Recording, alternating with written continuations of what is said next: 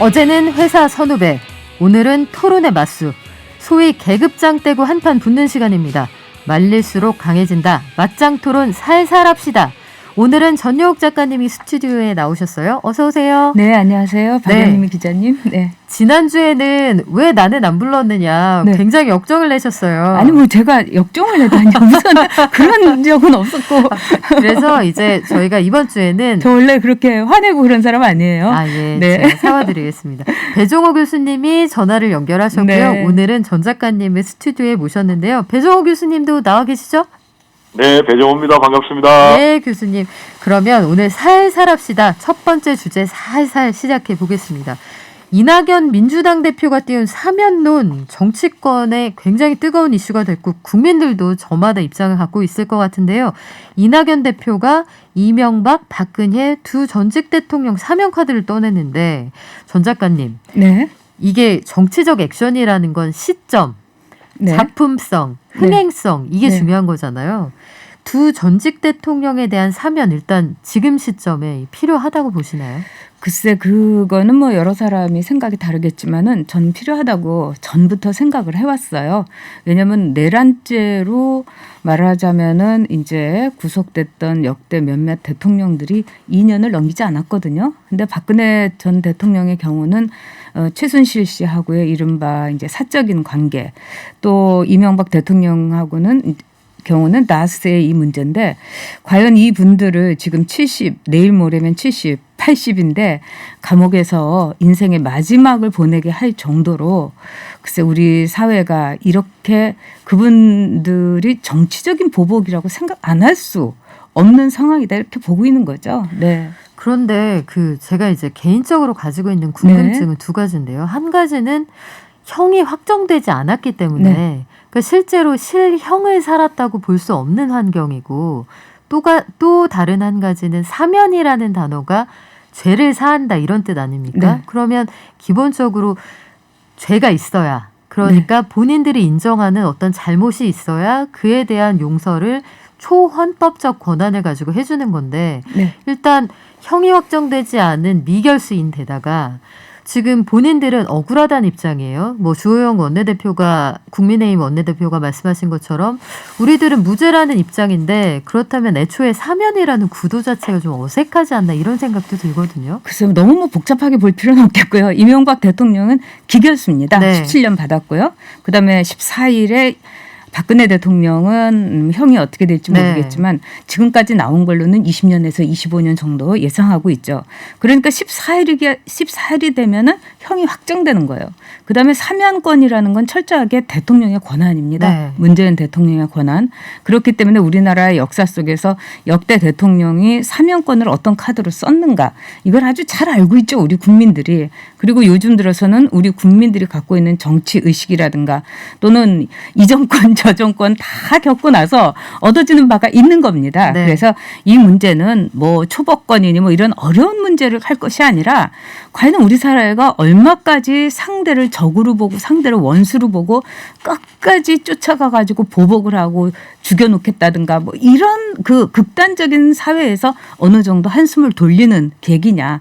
또 정치적으로도 지금 문재인 대통령이 상당히 어렵지 않습니까? 네. 지지율이 지금 폭락하고 있고 그런 점에서 정치적인 선택으로서 사면이란 카드를 문재인 대통령도 역대 대통령처럼 쓸 수 있는 거겠죠.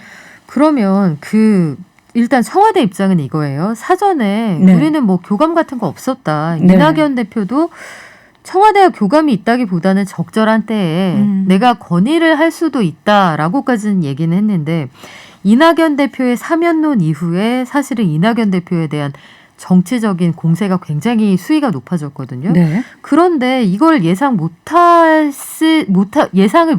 않았을 것 같은데 네. 당내에서 합의도 안 됐고 어제 네. 보니까 지도부 안에서도 논의가 없었다는데 왜 지금 사면론을 꺼냈을까요? 글쎄 뭐 문재인 대통령하고 이명박 이낙연 총리하고 이낙연 대표하고 둘이 만나갖고 무슨 얘기를 했는지는 아마 청와대에 있는 사람들도 모르는 사람이 많고 단 둘만 알 거예요. 바로 그 전날 만났으니까요. 네네. 그리고 두 차례 만나서 거기서 이제 마음을 읽었다, 신경을 읽었다 이렇게도 이제 이낙연 대표가 얘기하는데 결국 이낙연 대표의 목적은 철저한 정치적인 행위다 이렇게 봐야 되겠죠. 사실은 1등을 해본 사람이 뭐 쭉 1등을 할 수는 없는 거겠지만 1등 하다가 지금 3등을 하니까 굉장히 초조할 수 있는 거죠. 그래서 자신의 정치적인 하나의 입지 또 두 번째로는 4월에 이제 보선이 있지 않습니까? 그 보선에서 중도층이라든가 또 뭔가 이 민주당에 대해서 너무너무 이 반감을 갖고 있는 층에 대해서 그걸 누그러뜨리는 그런 정치적인 행위 같은 것이 충분히 의도가 뭐 사적인 그런 그 의도를 넘어서서 그것도 저는 있다고 그거는 인정을 합니다. 근데 두 번째는 이제 진정성이 문제겠죠. 네. 문희상 의장이라든가 유인태 전 의원 같은 경우는 사면하고 이런 얘기를 줄곧 해왔어요. 그래서 정치라는 건 개인적인 작은 이야기의 연속이라고 하지 않습니까? 그런 점에서 이낙연 대표는 과연 국민 통합을 위해서 이제까지 그런 얘기 전혀 입도 뻥끗 안 했다가 갑자기 아닌 밤중에 나와가지고 사면을 하니까 사람들이 뜨악한 거죠. 즉 진정성이라든가 또 정치라는 거는요. 사전 작업이 굉장히 중요해요. 그리고 본인이 국민들을 설득하고 국민들에게 정말 잘해보고 이 국민 통합을 얘기하려면은 일단 당내의 최고위원 회의부터 어느 정도 통합을 해야 되는데 네. 당장 최고위원 회의에서 들고 일어나지 않습니까? 우린 들은 바가 없다고. 네. 그런 걸 보면은 굉장히 혼란 그 자체죠. 네. 배종호 교수님. 네. 이낙연 대표가 이런 상황을 전혀 예상 못했을 것 같지가 않아요. 그런데 네네. 어제 양양자 최고위원하고 인터뷰를 해봐도 최고위원들한테 사과를 했다 이런 발언을 하셨거든요. 사전에 네네. 상의 안 해서 미안하다고 하더라라고 하셨는데 이낙연 대표가 이렇게 큰 돌을 이 시점에 새해 벽두에 왜 던졌을까요? 일단 뭐 이낙연 대표가 계속해서 주장하는 것은 국민 통합을 위한 총정에서 비롯됐다 이렇게 지금 얘기를 하고 있지 않습니까? 네. 코로나19 국난 극복을 해야 되는데 너무 우리 정치권이 진영으로 나눠져 가지고 반목과 대립하고 있다, 갈라져 있다. 따라서 국민의 마음을 하나로 모으기 위해서 사면론을 제기했다라고 얘기를 하는데요. 뭐 저는 어느 정도 진정성도 담겨 있다고 봐요. 그리고 이낙연 대표 스타일이 중도 개혁적인 합리적인 그런 성향이기 때문에요. 그렇지만 이제 기본적으로는 상당히 지금 여권 전체가 위기 상황 아니겠습니까? 대통령 지지율도 하락하고 네. 민주당 지지율도 하락하고 그런 상황에서 좀 국면을 좀 바꿔보자. 국면 전환용 카드가 담겨 있는 것 같고요. 그리고 두 번째로는 본인도 상당한 위기 국면 아니겠습니까? 그동안에 부동의 1위 독주를 했었는데 대선 주자로서 지금 8개월 이상 계속 하락되면서 이재명 지사에게 역전당하고 그 지지율이 좀 격차가 벌어지고 있는 이런 상황. 네. 그래서 뭔가 좀 반전하기 위해서 통합의 지도자의 모습으로 차별화해서 지지율을 좀 반등시키기 위해서 중도 의원을 확정하기 위해서 이 사면론 카드를 꺼낸 것으로 보이고요. 그리고 이제 우리 전효혁 의원님에 대해서 제가 좀 상당히 놀라운 것은 기본적으로 정치 보복이라고 규정을 하니까 굉장히 당황스러워요. 네. 그러면 이제 이거는 기본적으로 얘기가 전혀 안 되는 거예요. 아까 앵커께서도 말씀하셨지만은 사면에 대해서는 최소한의 필요 조건이 있거든요. 범죄인이어야지 사면을 할 수 있는 거예요. 그리고 형이 확정돼야지 사면을 할 수 있는 거예요. 범죄인이 아니면 사면할 필요가 없는 거죠. 그리고 여기에 최소한의 필요 조건이 본인들이 죄를 인정하고 반성을 해야 되는데 지금 이명박 전 대통령 같은 경우도 법치주의가 실종됐다. 나를 가둘 수는 있지만은 진실을 가둘 수는 없다라고 얘기를 하고 있거든요. 네. 그리고 이제 이 박근혜 전 대통령 같은 경우도 계속해서 정치보복의 피해자다라고 주장을 하고 있어요. 그러면 보세요. 지금 이거 정치보복이라면 정치보복을 한 주체가 있어야 되는데 박근혜 전 대통령 같은 경우는 촛불에 의해서 탄핵이 됐거든요. 네. 그럼 촛불에 의해서 탄핵되고 파면되는 그 과정을 보면은 234명의 국회의원들이 제적 3분의 2가 찬성표를 던져가지고 했는데 거기에 125명의 새누리당 의원 가운데 60명 이상이 찬성표를 던졌어요. 그래가지고 결국 이제 헌법재판소의 전원일치로 파면을 했는데 그래서 이제 본인이 지은 죄 때문에 뇌물죄 등등 해서 지금 감옥에 가 있는데 그러면은 이런 모든 것들이 다 정치 보복이라면은 그럼 우리나라는 법치주의가 없는 나라입니까? 그리고 보복을 한 사람이 촛불 국민입니까? 이게 전혀 말이 안 되는 거고요. 이런 상황에서는 사면을 절대 할 수가 없는 거죠. 전 작가님 말씀도 좀 들어봐야겠는데요. 네. 그 지금 보복, 정치 보복이라는 게 애초에 성립되지 않는 논리다. 국민들의 힘으로 탄핵이 이루어진 사람인데 네. 그렇다면 가해자가 누구라는 얘기냐. 애초에 사면 자체가 성립될 수가 없는 구도다. 네. 배종호 교수님은 이 부분을 지적을 해주셨어요. 저는 뭐 배종호 교수가 이렇게 얘기하는 게 전혀 놀랍지가 않습니다. 늘 이렇게 이런 포지셔닝을 갖고 있기 때문에. 네. 근데 우리가 보복이라는 것과 사법적인 어떤 판단에 의해서 법적인 처리에 또 그 형벌을 받는 것, 이 차이는 뭐냐면 적정한가의 문제입니다. 근데 뭐 지금 뭐 이 촛불 시민이 그런 가해자냐, 뭐 지금 가해자와 이런 문제라면은 그렇다면은 왜 이낙연 대표는 사면을 얘기했을까요? 저는 그거부터 물어야 된다고 생각합니다. 그럼 절대로 사면 얘기하면 안 되는 거죠. 근데 왜 이낙연 대표가 이 즈음에서 더구나 국민통합이라는 말로써 그리고 그 점에 대해서는 배종호 씨도 국민통합이라는 진정성이 네. 뭐 이해된다 하는데 글쎄요. 제가 보기에는 이제 민주당 쪽에서 이 물꼬를 이낙연 대표가 텄는데 거기에 대해서 많은 사람들이 반발을 하고 이런 점에서는 이낙연 대표가 정치적으로 상당한 실수를 저질렀다 이렇게 보는 측면도 있는 것 같습니다. 그러나 그럼에도 불구하고 여기서 우리가 중요한 거는 이제 진짜 우리나라에서 문재인 대통령도 어려워질 수 있는 거고요. 또 우리는 이런 역사가 반복되기를 원치 않습니다. 언제까지 대통령 2명이 동시에 감옥에 있고 또 다음 대통령도 감옥에 있고 아마도 그거를 조금은 피해보고자 하는 그런 의식이 이낙연 대표한테 개인적인 어떤 요구를 떠나서 있었을 거라고 보는데요. 여기서 뭐 반성을 하면은 사면을 해주겠다라든가 이것도 말이 안 되죠. 지금 여당 법적으로 아니 요거만 얘기할게요. 네네. 법적인 판단에 의해서 하면은 그건 철저하게 법적으로 가야 되는데 지금 민주당에서 얘기하는 건 반성을 하면은 네. 이거는 비정치적인 언어인 동시에 반사법적인 언어입니다. 결국 이건 뭘 뜻하는 거였겠어요? 정치적으로도 하수라는 거죠. 조건을 붙이는 정치는 하수입니다. 그리고 이렇게 조건을 붙이는 거는 해줄 뜻이 없다는 거. 그러면서 한번 띄워보는 이런 것도 있는 거죠. 배종호 교수님, 이 네네. 그 조건을 붙였다. 이 부분이 사실은 이낙연 대표가 모양이 좀 빠지게 됐다. 이렇게 지적받는 부분이기도 하거든요. 1월 1일에 사면 건의를 할 수도 있다라고 했는데 이틀 만에 당내의 강력한 반발로 후진 기여를 넣었다. 이런 평가가 나와요. 그래서 당사자의 반성을 조건으로 붙였다. 이 부분은 어떻게 봐야 됩니까? 반성을 조건으로 붙인 것은 아니고요. 본인이 이 카드를 내놨는데 역풍이 워낙 심하니까 지금 이제 주워 담는 과정에서 하는 거고요. 지금 이제 전혁 의원님께서 논리 전개를 하시는데 제가 볼 때 좀 죄송한데 논리 전개가 잘 안 되는 게 왔다 갔다 하는 부분이 이낙연 대표가 주장을 했기 때문에 마치 사면이 정당한 것처럼 그렇게 해석을 하는 것은 굉장히 해석이 오류고요. 그리고 제가 이낙연 대표가 국민 통합을 하는 부분을 이해를 했다라고 하는데 전혀 저는 그런 적이 없고요. 이 사면은 부적절하다고 제가 얘기를 했고요.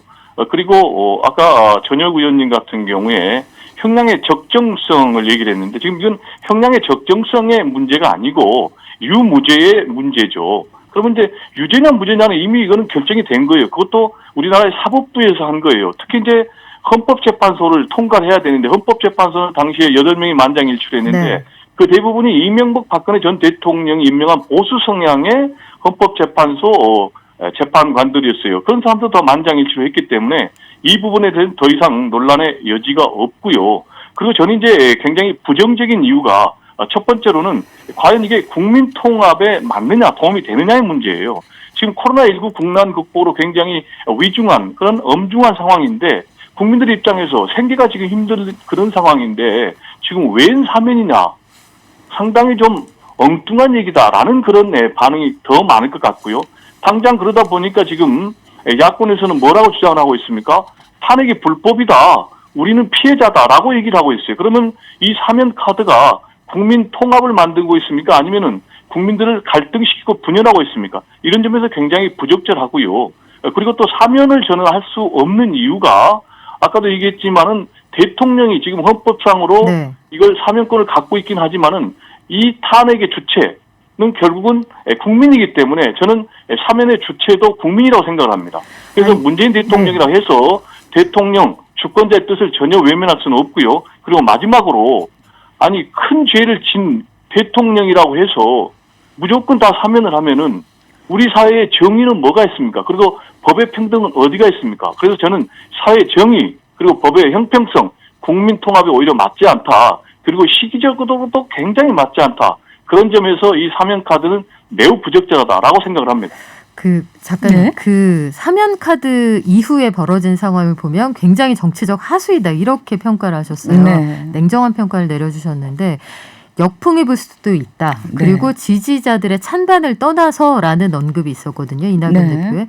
그렇다면은 그냥 생각해 보기에 이낙연 네. 대표 측근으로부터 뭐 나오는 이야기이기도 합니다만 이 큰 결정을 이낙연 대표가 과연 본인의 생각만으로 던져보는 것일까 이런 생각도 들거든요. 네, 아주 재밌는 지적을 하셨어요. 저는 이제 이낙연 대표하고 도쿄에서 3년 동안 같이 도쿄 특파원을 그렇죠. 해서 일본 특파원들끼리 네. 또 모이는 모임이 있으셨잖아요. 그렇죠. 그리고 아주 잘 알고 있습니다. 또 국회에서도 네. 8년을 같이 있었고.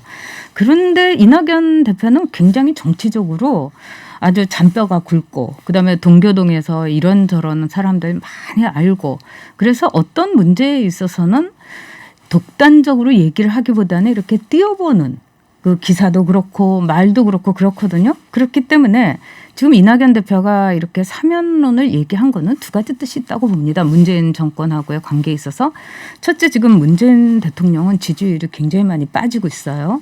그래서 이런 위기 속에서 일종의 위기 탈출에 이 첫 번째 단추를 내가 끼워준다. 네. 이런 그러면서 자신의 어떤 역량이라든가 자신의 정치적인 하나의 도전 이런 것도 보여주는 거고요. 두 번째는 청와대에서 굉장히 애매모호하게 이 반응을 보인 거예요. 아니라고 뭐 이렇게 얘기를 하면서도 또 한쪽에 문재인 대통령하고 가까운 사람들은 그런 얘기 해서는 안 된다. 뭐 이렇게 하는데 그렇다고 정작 이 청와대 대변인이 공식으로 얘기한 건 없어요. 이건 상당히 중요한 문제거든요. 그러니까 그런 NCND의 점에서 일종이죠. 그렇죠. 네. 맞습니다. 긍정도 부정도 하지 않은 거예요. 근데 그런 경우는 사실은 우리 국민들도 이제 고단수가 됐기 때문에 뭔가가 서로 이 얘기가 조금은 같구나 이렇게 볼 수 있는 거죠. 이런 점에서는 또 두 번째로는 이낙연 대표가 문재인 대통령에게 일종의 문재인 대통령이 나중에 나 이낙연 대표한테 좀 빚을 졌어요. 이렇게 얘기할 수도 있는 거겠죠. 일단 띄워줬으니까. 네. 그리고 문재인 대통령하고는 얘기가 안 됐다. 또 이렇게 번복을 했어요. 바꿔서 이런 일은 없었다. 이런 식으로. 뭐 처음에는 이낙연 대표가 이랬죠. 문재인 대통령도 좀 거기에 대해서는 이해가 있고 뭐 이렇게 애매모호하게 했다가 아니었다 이렇게 됐다면은 문재인 대통령에 대해서 지금으로서는 굉장히 입지를 도와준 것 같고 나중에 나에 대해서 좀 보호를 해줬다 이럴 수도 있겠지만 앞으로 모든 사면의 얘기는 문재인 대통령이 떠안게 된 거예요. 네, 그거는 굉장히 문재인 대통령으로서는 곤란할 겁니다. 글쎄요. 말씀하신 것처럼 그래서 청와대가 이제 14일 이후에 박근혜 전 대통령의 국정농단 사건 선고 이후에는 선고 이전이기 때문에 입장이 없다라고 했었던 그 입장을 더 이상 유지할 수가 없게 되었으니 앞으로 청와대가 어떤 반응을 보이게 될지 그리고 이낙연 대표가 어떤 방식으로 이 문제를 풀어나갈지 현명하게 좀 지켜봐야 할 것 같습니다. 오늘 마침 뭐 청와대는 부인했습니다만 뭐 탈정치 선언이 나올 수도 있다. 네. 이런 이야기들이 오고 가는 상황이어서 분명히 여의도에서 무슨 일이 벌어지고는 있는 것 같은데요. 배종호 교수님 다음 주에는 현장에 나와서 좀 더 깊은 대화 함께 나눠주실 거죠? 당연하죠. 네, 두 분 오늘 불러주세요. 긴 시간 말씀 고맙습니다. 네, 감사합니다. 네, 전역 작가님 고맙습니다. 네.